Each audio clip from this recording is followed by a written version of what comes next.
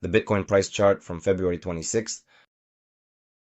Now we will find the support and resistance levels, build them, and look at the 1-day and 4-hour time frames to identify potential entry points and the short-term and long-term priorities of price behavior. Let's mark the important levels on the chart.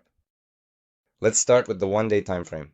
The chart is taken from Binance, showing Bitcoin and USDT. To start, we will build the resistance, or Gosmo zone, which will be at the levels 127,639,160.4. The price has repeatedly tested this zone. None of the trading days closed above this zone.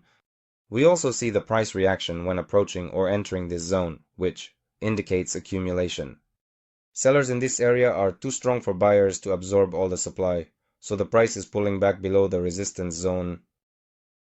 Now we will mark the nearest support level, which are located at the levels of 91,094, 494.09, 24,009. And we also see the reaction from this zone, where at this level demand exceeded supply and the price always bounced back. These zones, up until yesterday, I would like to point out that we had a clear range.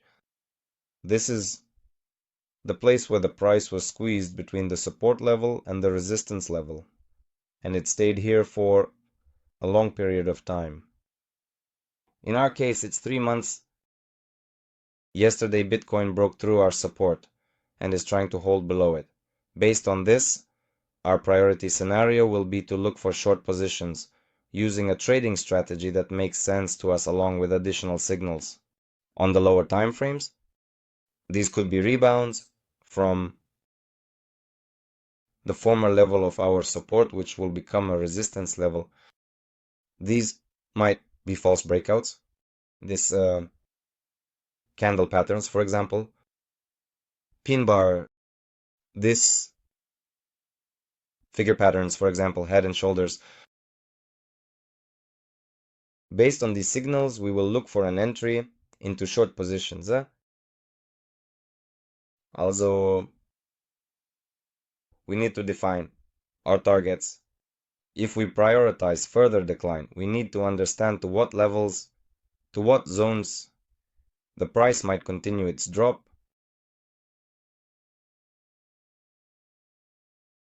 We build the next support zone based on, in the previous one, resistance zone, we also see that the price reacted multiple times to this area. And after breaking through and holding above it, it continued its movement in the upward direction. So, this will be the magnet for our price. After what has happened is the price has broken and held below our previous support zone. Also in the Wayon, the daily time frame, we see another pattern, which is a double top. I have a great example prepared. How this pattern works. This pattern has two clearly defined peaks that are roughly at the same level. There is also what is called the neckline, or the base of this pattern. When the neckline, or base, of this pattern is broken, with the price holding below the neckline, we see the execution of this pattern. The targets for the execution of this pattern are based on the size of the pattern itself, the double top. Now let's measure our double top from level to level, from zone to zone. More precisely, I apologize. Let's move it to the breakout zone. And thus we will achieve the desired targets. For executing the pattern, these goals will coincide with our zone, and it will provide additional confidence in this zone, and it will provide an additional reaction. The price is for it.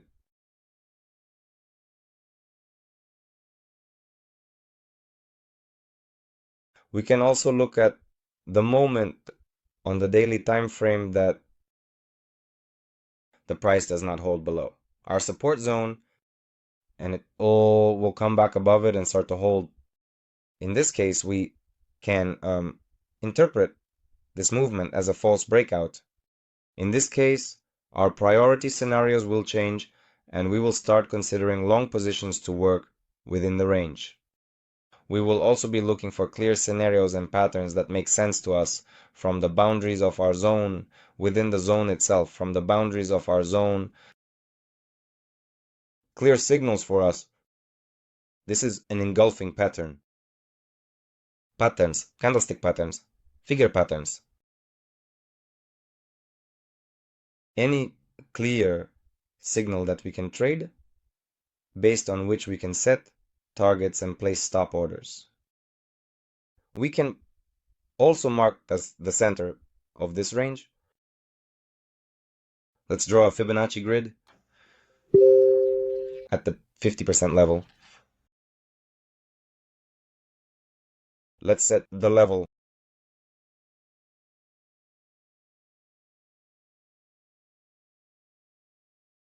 As we can see, this level, we also have movement within the range when this level is broken from the bottom up and establishes itself.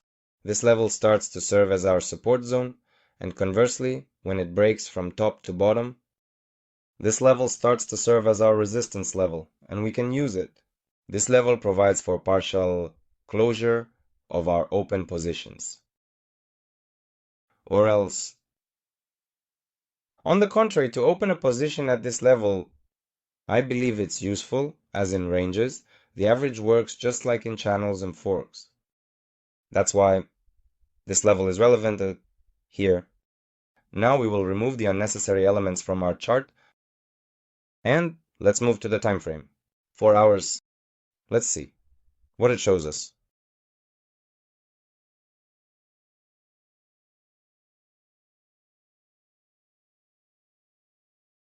First of all, I would like to here on this decline can either add a trading channel or a shift fork.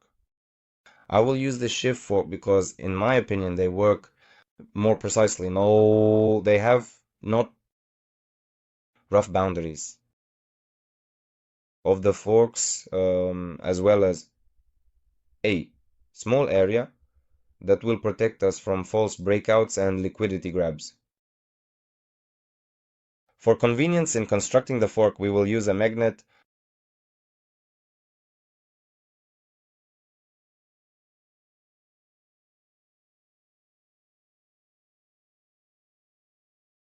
The forks have been plotted on the chart.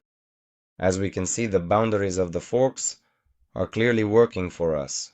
Yes, there are some minor false breakouts, but they don't have price confirmation behind them. If here the candle started to close, the price would be closing. We could consider scenarios for short positions, but since we have a support level here, it wasn't relevant.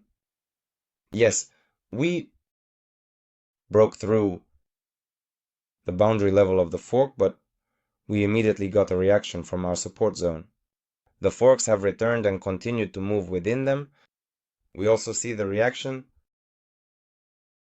to the middle line of our forks and the price's reaction to the upper boundary of the forks. This is the very zone I mentioned that will serve as our insurance against false breakouts. As we can see right here, if we had just built a trading channel, it seems like we have a breakout. It seems like there's confirmation, but after that, we get a pullback. Accordingly, here we would have had hints. This is the average range. We could open short positions from it. Since here we have two levels converging, this is the boundaries of the forks and the average of the range. Again, we can observe that in the previous days and previous candles, we showed a great reaction to this level. So you could open a short position from this level with a small tight stop. Or keep an eye on the confirmation of above our level line and above the boundary. Villa, and of course to close our short position. Also, villas will be suggested to us for entering, other positions, other trades. I'll explain a bit later. So,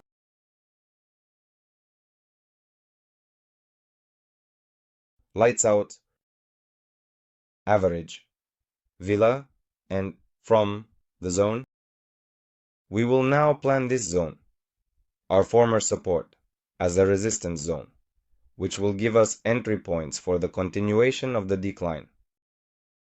If we see a clear scenario, a clear pattern, and weakness from the buyers, in these zones we can confidently work from this area as we have two stop levels converging here. Place mark on above. These zones consider the lower boundaries of our will boundaries as a way to secure our profits.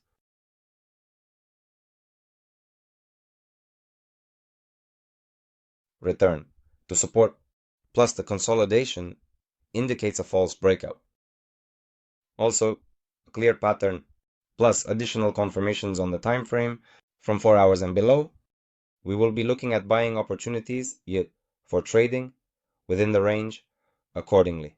What I'm talking about right now, I'll show on the chart in the case of a breakout of the average will return to a Warga support zone, got consolidation here and at this boundary. We will be looking for long positions for data targets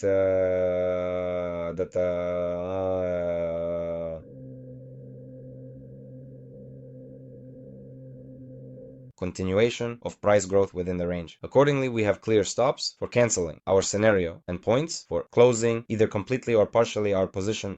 This is the upper boundary, the will, and this the average of the range, it's bun, the resistance, the upper part of our range.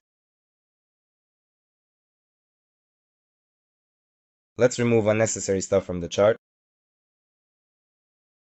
We keep our levels, we keep our wills, breakout, resistance zones from consolidation. Above it will send Bitcoin to new highs. At the moment, we have a record high price for Bitcoin, which is at the level of 109,648. If we come back, consolidate and grow and then break through, here, consolidating as well, we will also break our resistance level and consolidate. We can confidently say that Bitcoin will continue its ascent just like it did right here. Here to new highs. Let's remove all the unnecessary stuff from the chart. Lead, we leave it. So, we can summarize here and say that consolidation below the support zone, plus additional confirmations from short-term time frames of 4 hours and below, plus a clear pattern, figure or candlestick pattern, will not matter, will give us a continuation of the decline, which is what we were talking about.